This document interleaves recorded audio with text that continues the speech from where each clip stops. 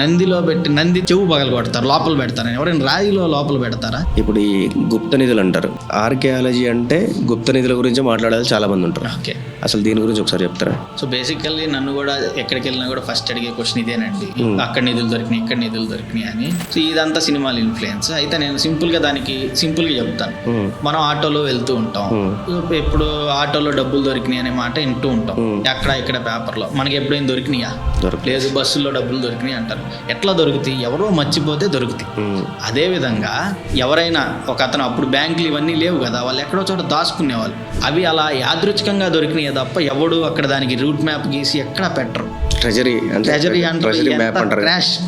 So దీన్ని నమ్ముకొని కొన్ని వందల మంది, ఎంతో మంది ఆదిమానవుల సమాధుల్ని, ఆటిని బంగారం దొరుకుతాయి, ఇవన్నీ చేస్తారు. ఏమి దొరకవు. పాత గుళ్ళలో పెంకులు తప్ప. పాత గుళ్ళలో కొంతమేర ఉంటది, గుళ్ళలో ఇది ఉంటది కాబట్టి. కానీ అవి నందిలో పెట్టి నంది చెవు పగలు కొడతారు, లోపల పెడతారు. ఎవరైనా రాయిలో లోపల పెడతారా? ఇవంతా ట్రాష్ అండి. అసలు ఇలాంటి నిధులకి ఈ పూజలు చేస్తే దొరుకుతాయి అనే మాట అవాస్తవం. అంటే చాలా మంది నరబలిలు ఇస్తున్నారు. అసలు అది ఇలాంటి వింటుంటేనే మూఢనమ్మకాలు, దాన్ని ఎవరేం చేయలేరు. సో దానివల్ల ఆర్కియాలజీకి చాలా నష్టం జరుగుతుంది. వాళ్ళు అంతా వెళ్ళి తవ్వేసి విగ్రహాలను పగలగొట్టి చాలా నష్టం జరుగుతుంది. సో దాన్ని నివారించాలి. నేను అప్పటికి సెన్సిటైజ్ చేస్తూ ఉంటాను ఆ పోలీసులు వాళ్ళతో వీళ్ళతో కలిసి. సో మనుషులు కొంతమంది మారరు, ఏం చేయలేరు.